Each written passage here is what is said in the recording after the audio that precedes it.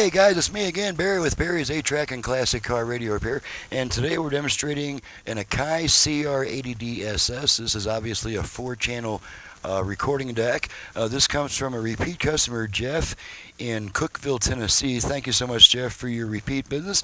And the complaint, as is almost always the case with a high-end Akai, it was running slow. You can see that I've got a little test tape here. Let me switch cameras here. Alrighty, that's going to be what we're measuring our speed with, and this test tape, as you can see, has a 400 cycle tone.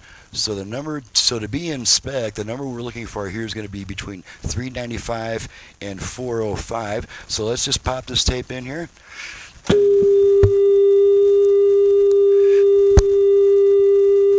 Okay, so as you can see, we're pretty much right on the money here. Right on the money.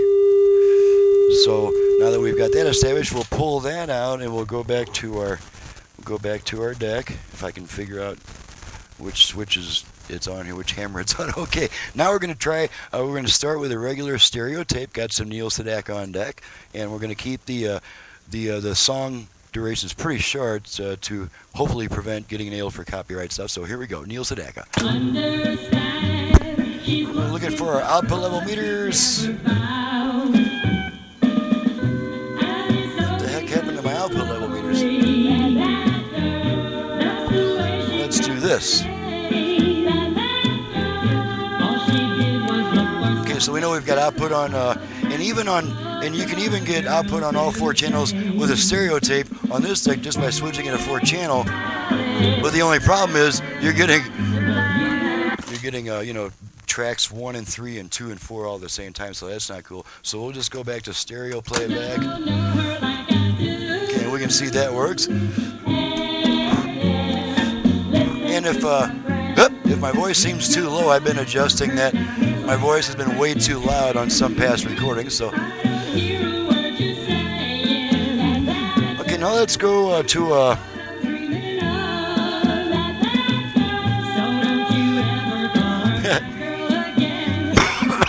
that's what I was looking for before. Okay, now let's see if we can find the actual tape deck. It's around here somewhere. I just know it.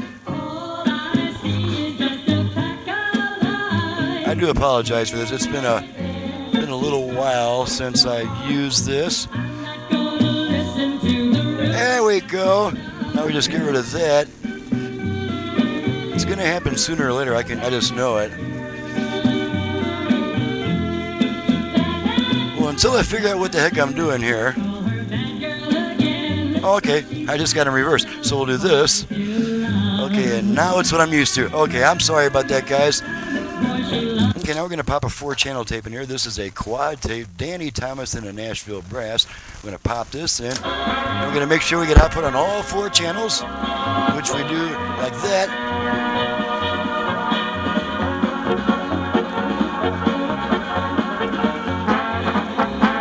See, we've got output on all 4 channels there.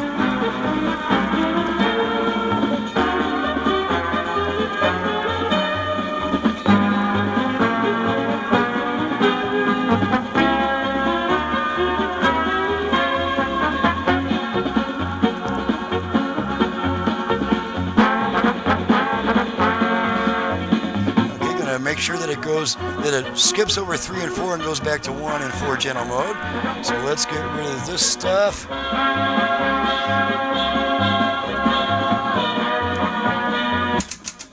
Okay, and as you can see, when you're running a 4-channel tape, there's only 2 programs on a 4-channel tape. So after program 2, it's going to jump 3 and 4 and then go back to 1. Just like that. Okay, so now let's make sure it does the right thing on a stereo tape. Make sure it goes through all 4 channels, or all 4 programs. Like a big bamboo. So I wished for there are plenty. Okay, that's the end of the song there, so we know that it's okay. And And that's pretty much all the tests on this one. It was sent in for a speed problem, which has been corrected. I did, of course, my usual other stuff. I resurfaced the capstan so it's got that rough surface again, so it doesn't slip on tapes. Cleaned the controls and switches and all that cool stuff. So we're ready to send her back, or almost ready to send her back. We got some paperwork and stuff, and of course we got the burn-in period, and then a quick retest to make sure that it works fine after sitting for a couple of weeks, because most units that come in, the problems caused were more from neglect and letting the unit sit around for years rather than from wear, because as you can see, I'm able to fix almost all of them. So wear is not really so much an issue. The issue is that these units are left sitting for years and years without being used. This is not the case with this one. This one may have just drifted in speed. I'm pretty sure it was in regular use by this customer. So, at any rate, I'm Barry with Barry's 8-Track and Classic Car Radio Repair, and needless to say, if you have an 8-track player either for home or for car use, you can reach me at 928-533-9666. My website's in the description below. Thanks so much for watching and listening. We'll see you guys next time.